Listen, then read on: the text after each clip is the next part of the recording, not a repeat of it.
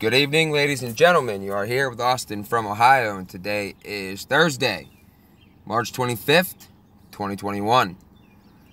Couple things I have for you here today, and sorry I'm actually getting at this so late. As many of you know, I do this on my phone, and I actually ran up all of my data by uploading videos and stuff, and I just found that out this morning, so I was going to do one when I was out earlier, but had to wait until I got home to where I can use my internet to upload the video. But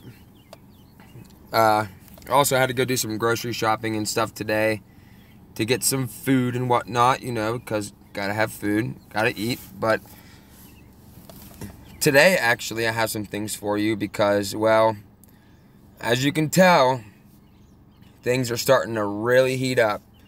We're really starting to get there. And they're really, really playing up the narrative of turning people's minds against firearms. And I was reading comments earlier, and yesterday I actually made a video.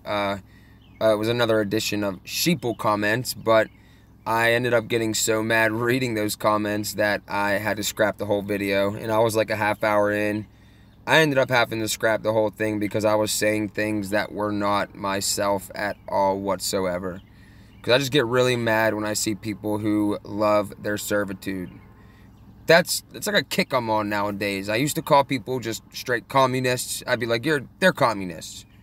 Father, forgive them for they don't know right from wrong, that sort of thing. But now, I've been saying that person loves their servitude. That person loves their servitude because it is more fitting for the time that we find ourselves in. But I wanted to bring this up first and foremost because this is very important, and you will see as I am reading this, you'll be able to see what stage we are in. But I'm going to go ahead and dig in here because I got a couple news stories for you guys, and maybe toward the end, if I don't run out of time, because I have a time limit set for myself, we'll go back into the United Nations Small Arms thing that I was reading the other night on my gun control and the New World Order video, which I hope you all really enjoyed because I put a lot into it, and I was digging up some things here and there, and I really hope that a lot of you got some information from that, because that's why I do this. I do this because it's that time. I felt like I had to go on the offensive and start putting videos out instead of just commenting and posting on Facebook. And so that's what I'm doing right now, and that's what you are watching. So without further ado, allow me to get started here. The 4 steps for American subversion. A warning from a former KGB agent. And this is him. What was his name? Yuri Bezmenov, I believe. The premise behind Hitchcock's 1935 movie classic, The 39 Steps, was not about a staircase, but rather a series of clandestine tasks to ultimately overthrow the government. It was an intriguing movie, but as it turns out, it actually takes considerably fewer steps to subvert a government, 4 to be exact. At least according to Yuri Bezmenov. Wow, I literally just pulled that out of my subliminal part of my mind. I totally forgot that's what that guy's name was. I was going to say something else, but I guess I was correct. A former KGB agent, Yuri Bezmenov, I wonder what he's even doing right now. Throughout the 1960s, Bezmenov served the KGB primarily in India, where he spread Soviet propaganda and disinformation to the Western world. He eventually defected to the West in 1970 and settled in Canada, where he lectured and wrote about the KGB's techniques for subverting the West. In 1985, he was featured in a television interview, which is still available on YouTube. During the interview, Bezmenov explains the KGB's activities are less about espionage in the classic James Bond sense, only 15%, and more concerned with ideological subversion, 85%, which is used to secretly undermine the American government through psychological warfare. Key to this program is to change the perception of reality using subliminal brainwashing techniques over an extended period of time. As I've written in the past, people act on their perceptions of reality, regardless if it is correct or fallacious. They are not so much concerned with the facts as they are in perspectives and self-interests. By controlling their perceptions of people, they become more prone to make erroneous conclusions, thereby simplifying the manipulation of the masses. The objective of the KGB program, therefore, is to program people into dismissing true facts as fallacious, even in the spite of the obvious. As Bezmenov explains in the interview, there are 4 steps to transform the thinking and the behavior of the population. Now, I want you guys to really pay attention to this. Really pay attention to this, these steps, and tell me in the comments where you think that we are today. Number 1 is demoralization. This is the process which can take about 15 to 30 years to perform, a generation. During this stage, the moral fiber and integrity of the country is put into question, thereby creating doubt in the minds of the people. To do so, manipulation of the media and academia is required to influence young people.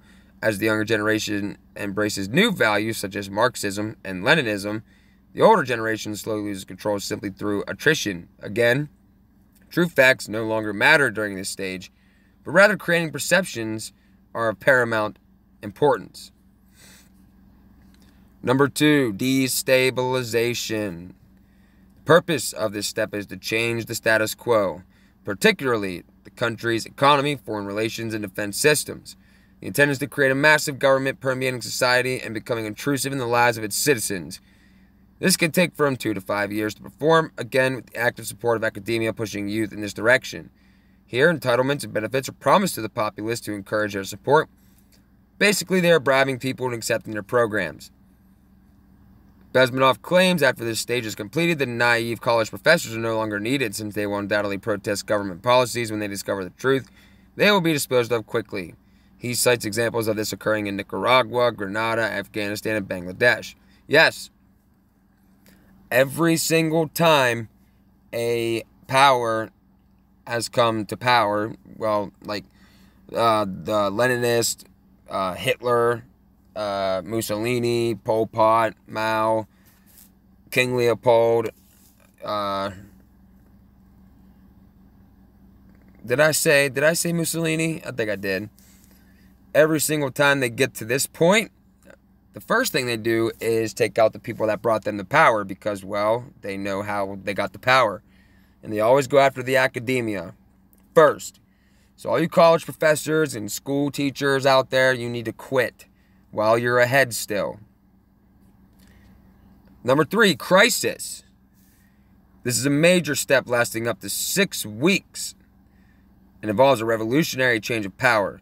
This is where a cataclysmic event upsets and divides the country, thereby creating panic among the citizens. Recent examples include the 2011 upheavals in the Middle East, most notably Egypt and Libya. To Americans, symptoms would include circumventing the Constitution and altering the checks and balances of government, and possibly martial law. And the final stage is normalization, where the populace finally acquiesces and begins to assimilate communism. This could take up to 2 decades to complete. I'm not going to read any further. Don't you think this is a little similar to what we have going on in our society today? I would say that we are still in the crisis stage or multiple crises because our government and our system of government and checks and balances are a lot different from the traditional forms of government in other areas of the world. Our government was actually the first of its kind. Well, not the first of its kind like constitutional Republican government, but our government was, the great experiment. That gave the common man freedom for the first time in the history of the world. And it takes a lot longer. In some of these, I would say we've been in destabilization for a while, and then I would also say that we've been in crisis also. But then I figured that they started using this on the entire world after they got to a certain point in America. Really confusing, as always, incredibly multifaceted. But normalization is also taking place. And it's very, very, very sad. It's very, very sad. But you could see that this tactic has been used all throughout the world and is being used right now. It is very, very difficult to understand if you're like a normie, like a normal person or whatever, because these people just don't, they just listen to the TV in the living room and tell them what to do. But let's move on to some different things, and you are probably going to hear me get very mad during the course of this video. First, let me show you this one. New York Times, YouTube won't... Okay, I don't know what this is. What is this? YouTube won't take down video of the shooting. YouTube said it will not remove bystander video of the mass shooting on Monday. And okay, I don't know what this is. Are you kidding me? Well, I guess never mind then. Let's try this one. Sorry, guys. YouTube won't take down live stream footage of Boulder shooting. YouTube spokesperson said, "We do allow certain violent or graphic content with sufficient news or documentary context, so we've applied an age restriction to this particular content." Okay. Violent content intended to shock or disgust viewers and hate speech are not allowed on YouTube. As a result, we have removed a number of videos for violating our policies.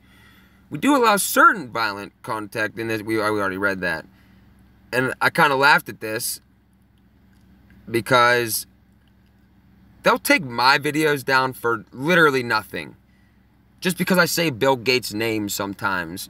That's not, oh, I'm just messing around, but it seems like that. But they're going to leave this up.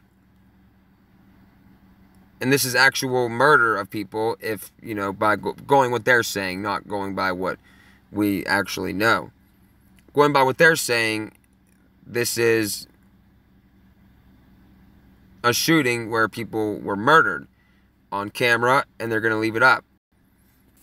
So you mean to tell me that they don't allow information by some small-time little asshole in Ohio, but murder of people on film, they're going to leave up? Anybody want to explain that one to me? Anyway, I just wanted to bring that one up because I thought it was kind of ironic. Let's move on. I'm sure you guys saw this one. This is by NBC, and this was this morning I saw it, but I'm not sure if it was yesterday or not. It should say today, this morning, 2:09 a.m. Man arrested at Atlanta grocery with 6 guns, body armor, police say. No one was injured and the man's motives are unknown, but the incident at Publix comes days after 2 mass shootings. 22-year-old man who police say went into Atlanta grocery store carrying a rifle and who was later found to have 6 guns and body armor was arrested Wednesday. No one was injured and the man's motives were not clear early Thursday. So right off the bat, he was carrying a rifle, which is not illegal, actually. Open carry of rifles, not illegal. Then he was later found to have 6 guns and body armor. This is helping the narrative. Because you should see some of the comments on this article when you go on social media. It is astounding the way that they got people to want to disarm themselves. Just like Bill Cooper was saying all that time ago, that they were going to make Americans want to disarm themselves.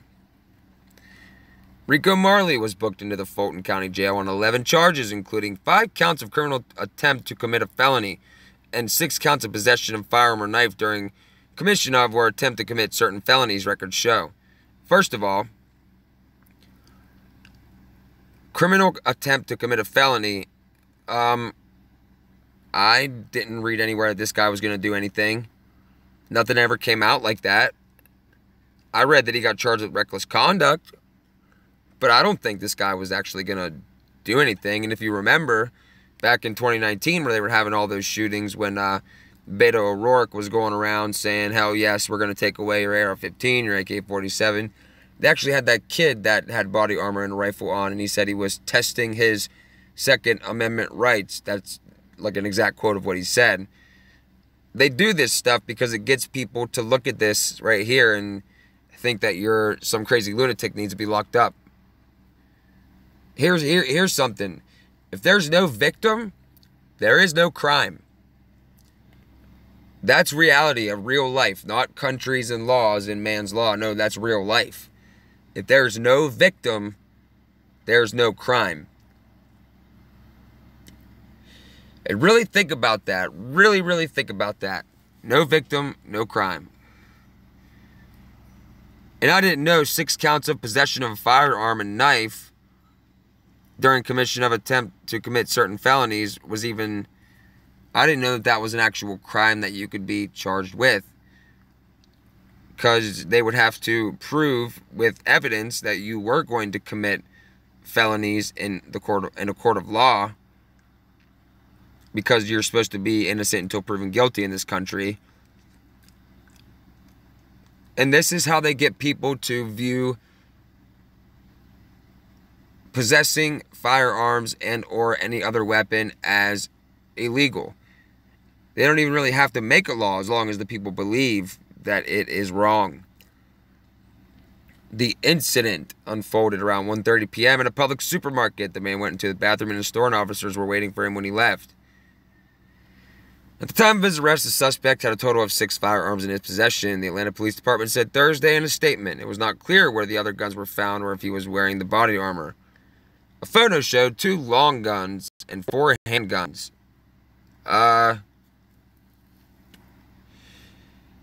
They call this a lot. He has 1 shotgun, 1 rifle, 1 magazine, 1 knife, 4 handguns. One of them is a revolver. It looks like it could be a .380 or .45. That's a Glock, that's a Taurus, and that is a Smith & Wesson, all 9mm. I'm sorry to tell you guys, but this right here is nothing. This is literally nothing. This is like not even the average person's weapons collection. A witness told local ABC affiliate WSB-TV that he saw the man with what he described as an AR-15 rifle in the bathroom, and the weapon was leaned up the stall of the bathroom, and it was not in a case. Marley is expected to make his first court appearance Thursday, 11:30 a.m. It was unclear if he had a lawyer. Well, I wouldn't take a lawyer. I'd be like, dude, yes, I was practicing open carry of a firearm. Show me the law where that's illegal. There's store policies, of course. The store can ask you to leave, but I would like to see where this is actually illegal, because if it is, then that is a serious violation of not only our entire system of government and the Constitution, but also of state constitutions and state laws. And again, I'm sorry to tell you that this is nothing. That right there is a DPMS Oracle AR-15 rifle. It's not even a good one. And that right there looks like maybe a Mossberg. I mean, a gun's a gun, of course, but it doesn't even... It's just a stock weapon. If you can even believe that this guy had all this on him. Nobody does that. But they do things like this to turn people's minds against firearms, because normies will see this and they'll be like, oh, look at all those weapons that he has. He was going to go kill people. I don't think so. I don't think so one bit, actually. Because if he was going to, he would have. And do I have another one just like this for you that I saw this afternoon? NBC News. Man with body armor, guns, possible explosives arrested at University of Kentucky Hospital. University police detained the suspect without incident as he exited the hospital following a tip from a neighboring police department. A man was arrested Thursday afternoon after authorities found him in possession of firearms, body armor, and possible explosives at University of Kentucky Hospital in Lexington. Authorities were tipped off by police in nearby Versailles, Kentucky, that suspect may be armed and dangerous. So already they made their mind up about this guy. They saw that he had a gun and they said, he's armed and dangerous. What if this guy was just carrying a weapon because he wanted to defend himself? They don't even give you a chance. They're normalizing this stuff. See somebody with a gun, criminal automatically. Nope, don't care what you say. I know you weren't going to hurt anybody and you wanted it for self-defense. Nope, criminal. And if you watched my video the other night, you know why this is happening.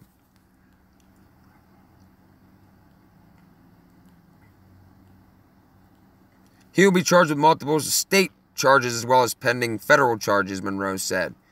No one was injured and Carroll was taken without incident as he was exiting the hospital. The Lexington Police, FBI, and Bureau of Alcohol, Tobacco, and Firearms Explosives are aiding in the response. I think we took an individual that could be deemed as armed and dangerous into custody very quickly, efficiently, without any harm to anyone, including himself, Monroe said. Monroe said that authorities believe Carroll might have had explosive devices in his vehicle and was also found in possession of firearms and body armor. It's unclear whether Carroll was intending to use devices or what his motive may have been. Carroll was in police custody Thursday, and it's unclear whether he has retained an attorney. Carroll is a resident of Versailles, which is located about 13 miles west of the hospital. 13. There's your signature. Again, tell me what the crime is. No one was injured. They said it like 3 times. And they said that they took an individual that could be deemed as armed and dangerous. And he will be charged with multiple state charges as well as pending federal charges. What charges? What law did he break?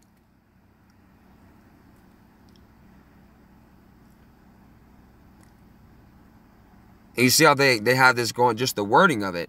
He was arrested when authorities found him in possession of firearms, body armor, and possible explosives. Actually, all which are totally legal. But they're already making people think that it's illegal. This goes back to the stages of subversion that I just read to you. They have articles like this, and they think that it means that this guy was... It's not as clear-cut as like, oh, he was in possession of crack cocaine or any other kind of drug. No, he was in possession of firearm. Not illegal. I believe it's very ironic that it's in Lexington, where I believe, and correct me if I'm wrong, that during the American Revolution, that's where the shot that was heard around the world was fired. And an armed suspect. Suspect of what? What was he doing? Other than being in possession. They're instilling fear into people, so people will be like, please, sir, please, if it pleases the crown, please, please disarm these dangerous people and keep me safe and tuck me in at night and wipe my butt and give me money. Oh, as long as you get your $1,200 stimulus check, it's okay, right? Or $1,400, whatever it is.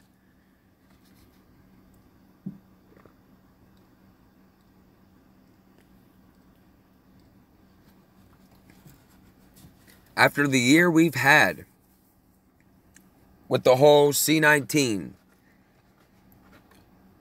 and everything else that had to go into it, and now we're back to this.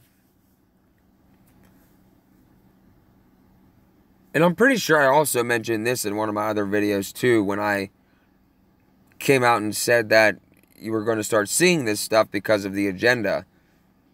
And I think I said something like, oh, and you'll see here and there they'll throw in, oh, this guy was caught with a gun even though nobody got hurt and this and that, because they're already trying to make it seem like it's illegal. What is this? Moving on. Now here's a really good one. Biden administration urges Supreme Court to let cops enter homes and seize guns without a warrant.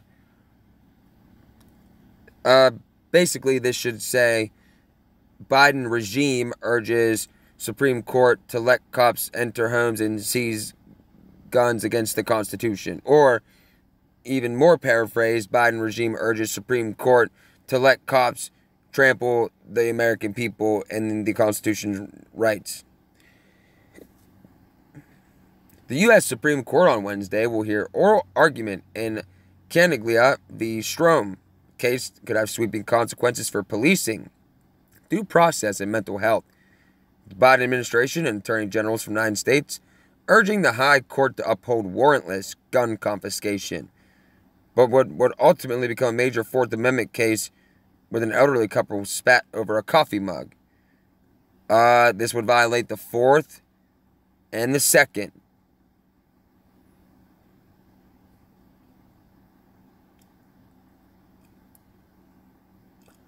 And technically the first, too, if they want to deem you to have a mental health defect or something based on something you say or how you act or something like that.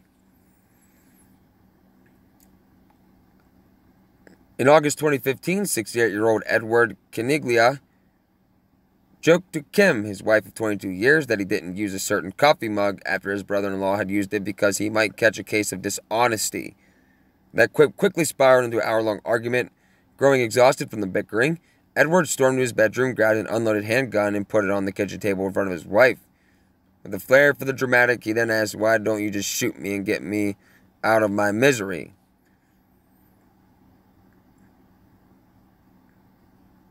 I feel like this might have been...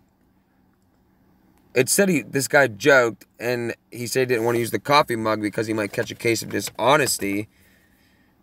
And I feel like after this hour-long argument, it might not even have been an argument. It might have just been like a heated debate or something like that. And the guy went into his bedroom and grabbed an unloaded handgun and put it on the table and said, "Why don't you just shoot me and get me out of my misery?" Maybe he was joking, or he was just like saying something stupid. Perhaps unsurprisingly, the tactic backfired and the two continued to argue. Eventually, Edward took the drive to cool off. When he returned, their argument flared up once again. This time, Kim decided to leave the house and spend the night at a motel.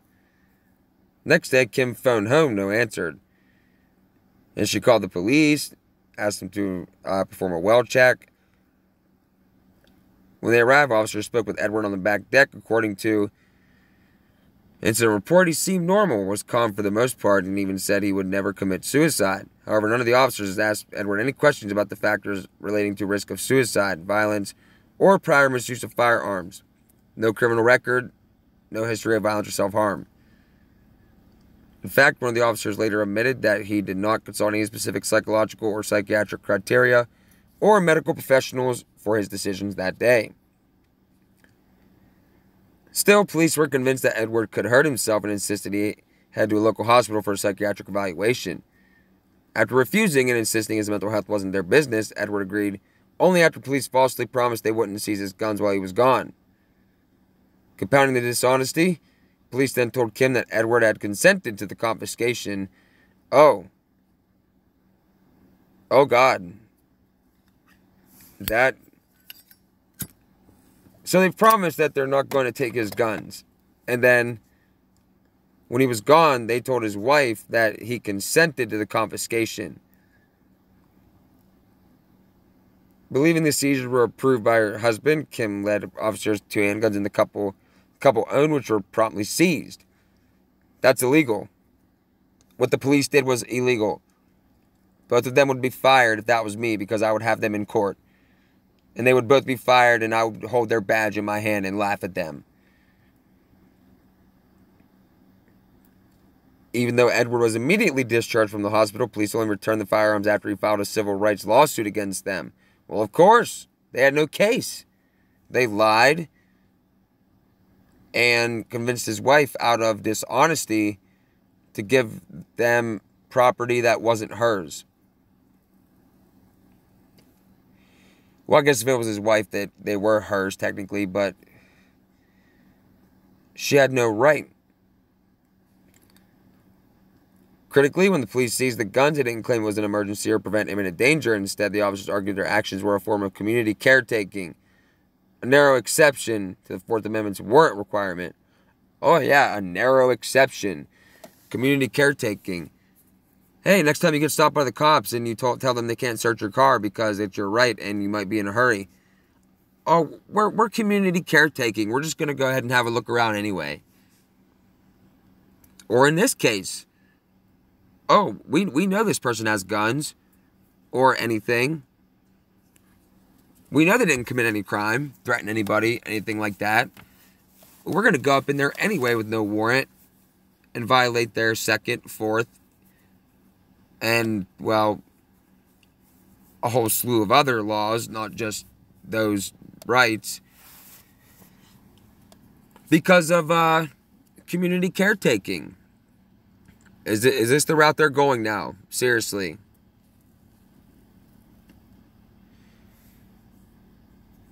First created by the Supreme Court nearly 50 years ago, community caretaking exception was designed for cases involving impounded cars or highway safety. On the grounds that police are often called to car accidents to remove nuisances like inoperable vehicles from public roads. Yes, it's always introduced under false pretenses. Oh, this is just for cars that are inoperable on the highway. It's just stupid community caretaking. Nobody wants to see a car on the highway that's just sitting there. We would never, ever use this for anything else other than that. And now you see how it works. Both the district and appellate court upheld the seizures as, quote, reasonable under community caretaking exception. Define reasonable. Again, what's reasonable to me may not be reasonable to you. Right? In deciding this case, the First Circuit U.S. Court of Appeals acknowledged that the doctrines reach outside the motor vehicle context is ill-defined. That's the point. Nevertheless, the court decided to extend that doctrine to cover private homes, ruling that the officers did not exceed the proper province of their community caretaking responsibilities. Oh, I see how it works now. You see how this goes. So every time people say, like, stupid things like, oh, that law's not for that. That's for something else. They already told us. They would never lie or mislead us. You're lying to yourself if you believe that, and just stop. Read a book. Understand what's going on. Understand history, or you will be doomed to repeat it.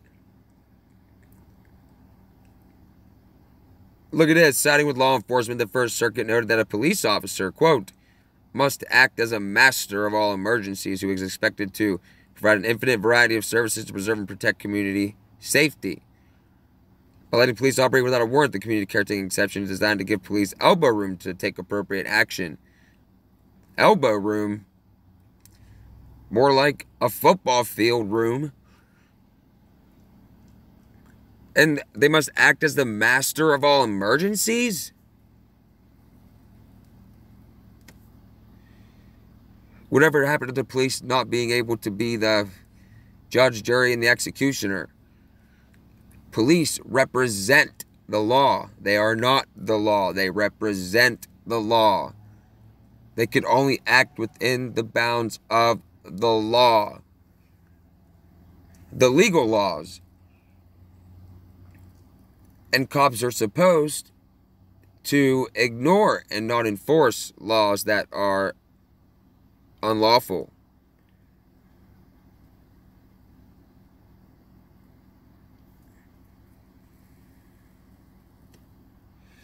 In their opening brief for the Supreme Court, attorneys for Caniglia warned that extending the community caretaking exception to homes would be an anathema to the Fourth Amendment. Of course, because it would grant police a blank check to intrude upon the home. That's exactly what it is. No two ways about it. There's no room for debate there. That's exactly what it is. The fear is not unwarranted in jurisdictions that have extended community caretaking exception to homes. Everything from loud music to leaky pipes have been used to justify warrantless invasion of the home. A joint amicus brief by the ACLU, the Cato Institute, and the American Conservative Union revealed. Okay, so everything from loud music to leaky pipes, they can come in your house without a warrant. So you're in there cleaning your house on a Saturday, you're having fun, you know, you're playing your favorite song, you're mopping the floor, you're dancing around, you're acting a fool because it's your house and freedom. Next thing you know, you don't get a knock, you get a kick and a gun pointed at you while goons start going through your house. Can somebody say Nazi Germany? This expansion could also have perverse effects and de-incentivize people from calling for help. Of course. That's the whole point. And it's not perverse effects. These are the intended effects. Like in medicine commercials when you see like, oh, this medicine is good to help you breathe, but you might die, have a stroke, heart attack, develop multiple sclerosis, break your arm, crap blood, piss sludge, I don't know. Those are intended. And don't ever tell me that they are not, because I've done enough research and I can tell you that they are.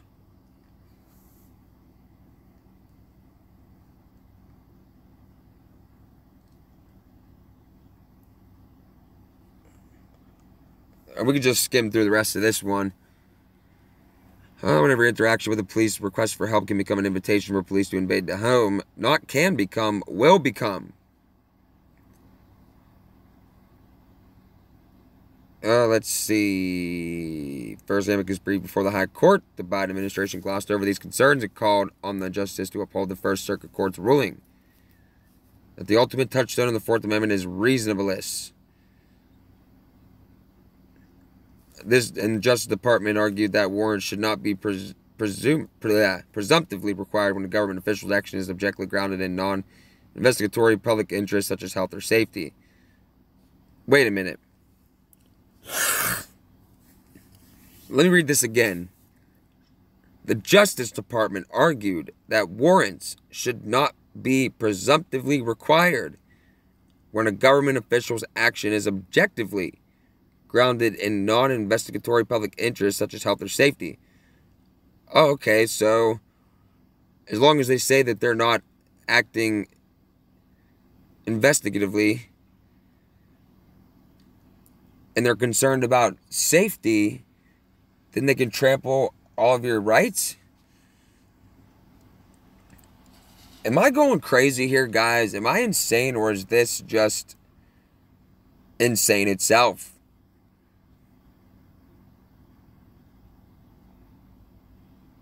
Ultimate question in this case, therefore, not whether the respondent officer's actions fit within some narrow warrant exception, but instead whether those actions were reasonable. Again, find reasonable.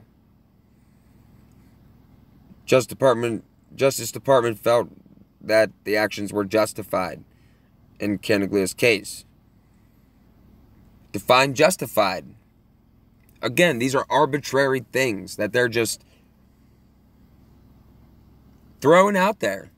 Oh, but as long as you're not being looked at in an investigative manner and we're doing it for health or safety, it's okay.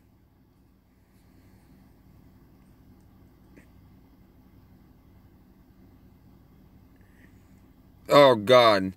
As a failsafe, the Justice Department also urged the Supreme Court to uphold the lower court ruling on qualified immunity.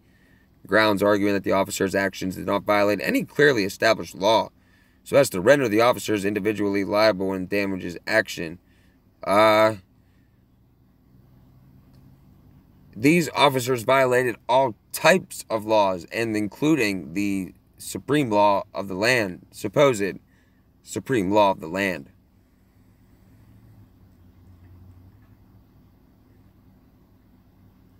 Do you see what's happening, guys? Do you see how this new world order is starting to come into view? it's starting to, well, it's been taking shape around us, but now they're starting to have it grounded in. It's like if you set up a tent, and now all they're doing is grounding the stakes into the ground. Do.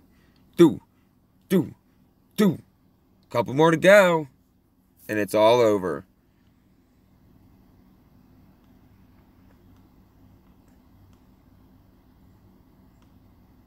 But the Biden administration, along with the courts, have extended the community caretaking exceptions over the key component of the Fourth Amendment security clause. After all, the Fourth Amendment opens with the phrase, the right of the people to be secure. Well, it's actually the right of the people to be secure in all their persons, houses, papers, and effects. The right of the people to be secure in their persons, houses, papers, and effects shall not be infringed, but upon probable cause and a warrant. I forget the exact wording, but basically it says that they have to have a reason, and it has to be specific on paper to get from a judge, sign off on a warrant, because we're supposed to be a free people. You don't get, and this doesn't happen in a free country where goons just get to say, oh, I'm community caretaking, and kick your door in because you played loud music or had a leaky pipe.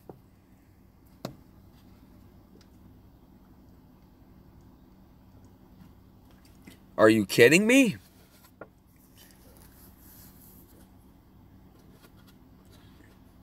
Oh, God, look. In the brief, the Institute for Justice noted that the founding generation's security did not simply mean the right to be spared an unreasonable search or seizure. Yes, it did. Because the British were going around, one, living in their homes, coming in any time of the day or night, taking whatever they wanted.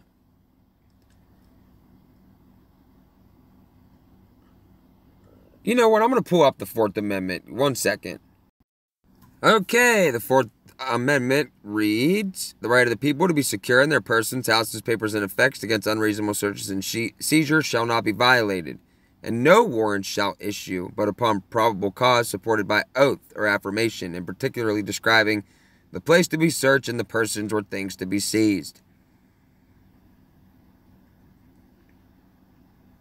I'm pretty sure that definition of secure is the same definition we have today. And if you're unsure about that, go get yourself a copy of a Black's Law Dictionary. It'll tell you exactly. Oh, let's see this one.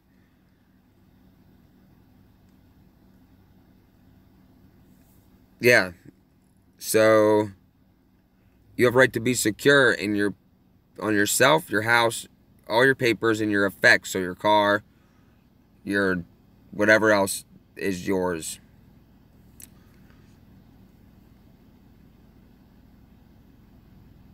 Against unreasonable searches and seizures shall not be violated. So they're openly they're not just chipping away anymore at our rights and at this country. They are jackhammering away with an actual jackhammer, like the construction workers.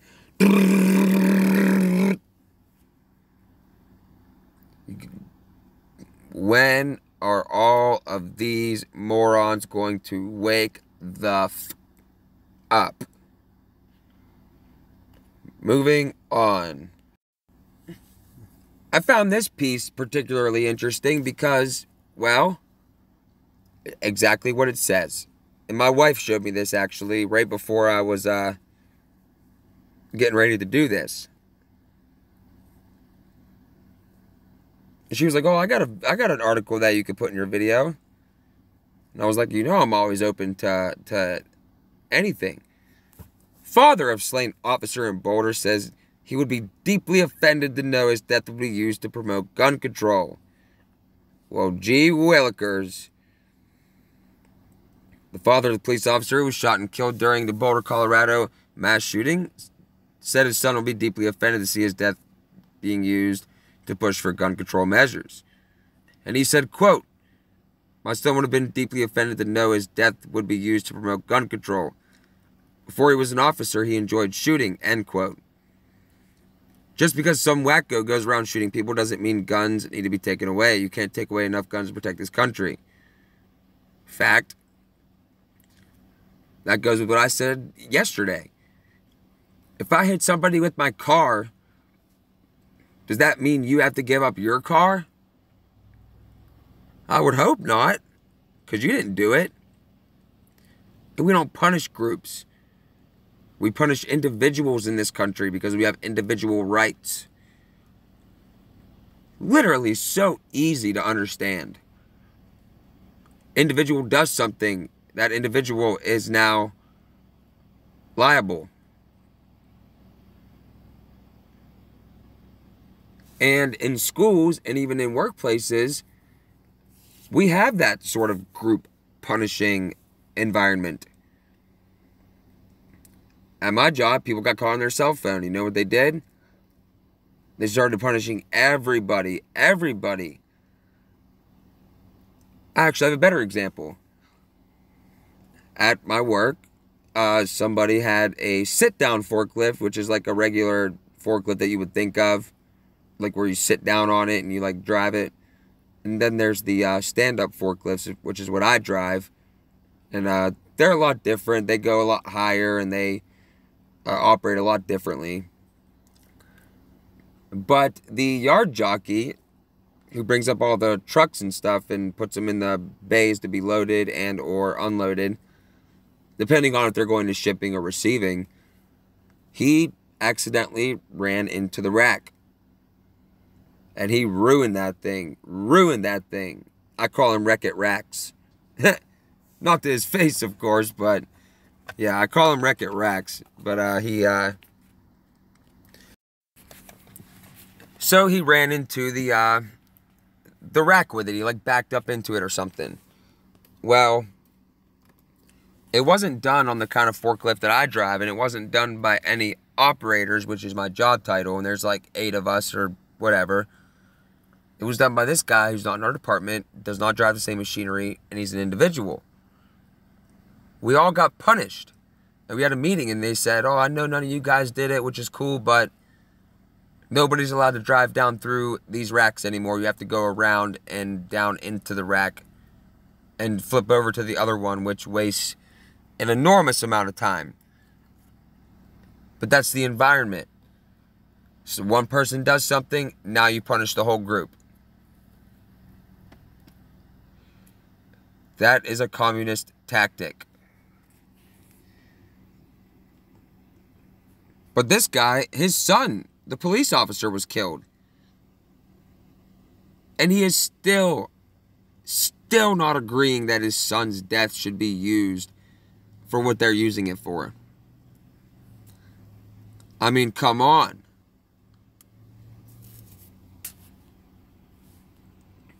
The Elder Tally said he supports common sense gun laws, but to take away that freedom completely is something I am against and my son was against. Okay. I mean, all gun laws are infringement, but that's beside the point.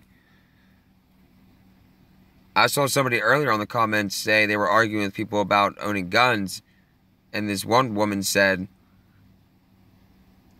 oh, I'm sure the victim and the police officer's family feels a lot differently than you do. Well, here's the proof that he doesn't.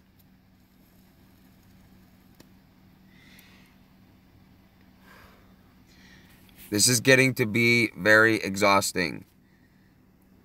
Alright, couple more.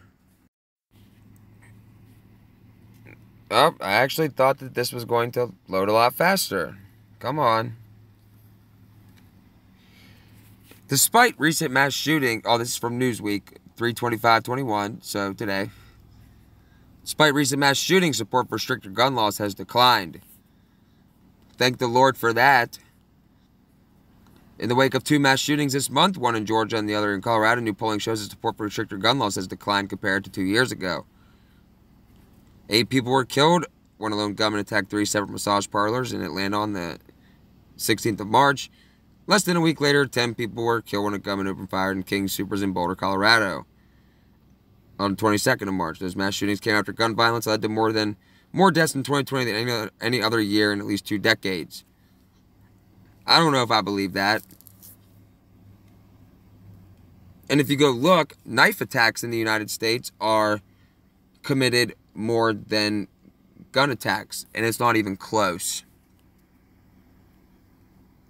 Despite the uptick in gun deaths in recent mass shootings, a new poll carried out by USA Today from 23rd to 24 showed the support for stricter gun laws has actually declined since a similar survey was conducted in August 2019, where 72% of Americans said gun laws should be a lot or somewhat more strict. In August 2019, just 65% of Americans said the same this week, decline of 7 points. Well, it's still over that 50% mark, so that's how, quote, democracy works. And this country is supposed to be a constitutional republic where we have individual rights, but in a constitutional republic, your property is your property. Nobody can ever vote to take it away from you. None of that. In a democracy, however, the people on the 51% outweigh the 49%. And if they vote to take away your house and your car, well, hey, it's what the people wanted, right? Vladimir Lenin said that democracy is indispensable to socialism, and the ultimate goal of socialism is communism. And if they get the weapons out of the hands of the American people, that's it for the whole world. And people don't understand this. There's a reason. They're not just going to come and take your weapon and be like, okay, we're good. You guys can just go back to how you were living. We just wanted to take all the guns to save you. No, there's a reason why they don't want you to be able to defend yourself. And that reason is world government, world totalitarianism, world dictatorship. This stuff is killing me. It really is. It gives me such a headache to talk about this stuff. And I always have to ask the Lord for clarity. I say, Father, grant me the gift of clarity. Grant me the gift of discernment, wisdom, teaching, understanding. And then when I read people's comments and their mindset and hear people talk, I say, Father, forgive them, for they do not know right from wrong. My people shall perish for a lack of knowledge. You know who said that? Jesus. Yeshua HaMashiach. Jesus the Messiah. Jesus of Nazareth. Jesus the Christ. The only human being ever to walk this earth that was perfect.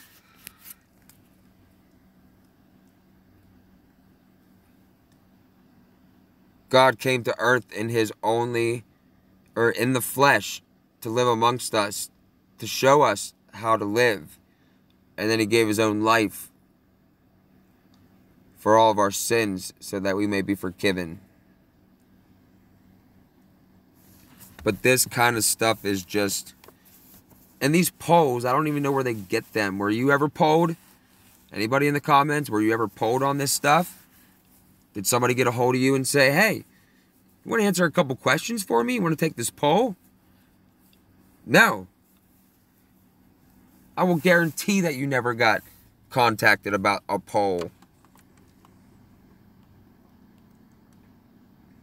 And just basically this stuff, it just keeps saying that it's support for stricter gun laws has declined. There was also another article I seen, I should have brought that one up. It said that gun sales are expected to surge. And they already were surging. Which is a good thing, actually. Because then they would be kept at bay. They wouldn't even try it. You cannot successfully march against 300 hundred or so or less million armed people. No army could ever do that. All of them combined could never do that.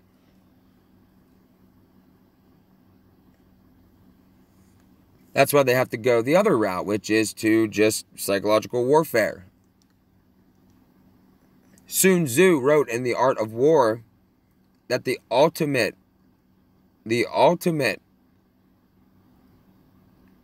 warfare, the ultimate method for warfare is to subdue your enemy without him fighting.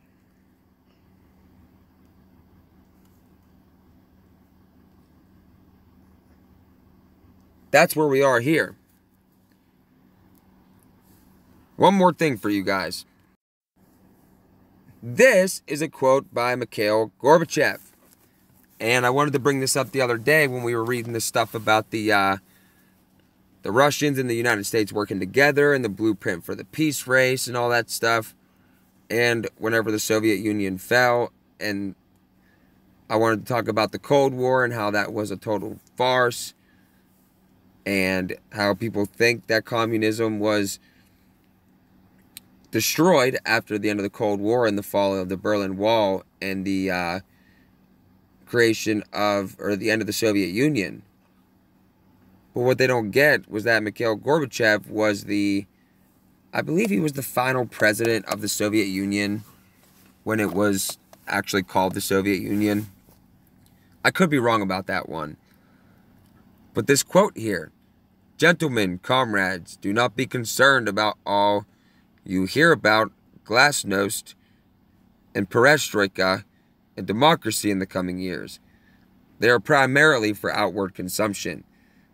There will be no significant internal changes in the Soviet Union, other than for cosmetic purposes. Our purpose is to disarm the Americans and let them fall asleep." Hello? Anybody out there? Is this not going on? And they were talking about nuclear disarmament. Not only that, military, police, and people, civilian disarmament. Small weapons, or conventional weapons, small arms, whatever they're calling it now. When the New World Order is fully realized and mapped out, and they actually announce it to the people of the world,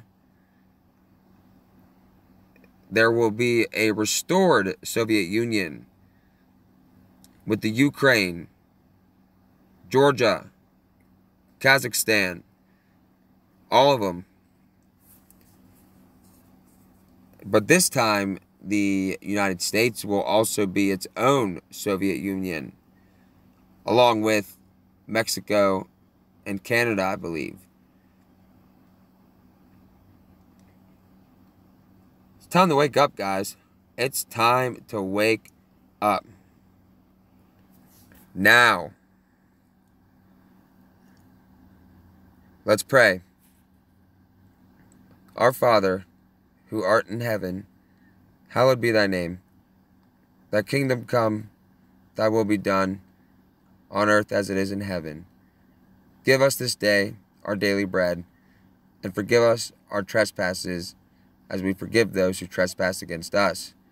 And lead us not into temptation, but deliver us from the evil one. For thine is the kingdom, the power, and the glory, forever and ever. Amen.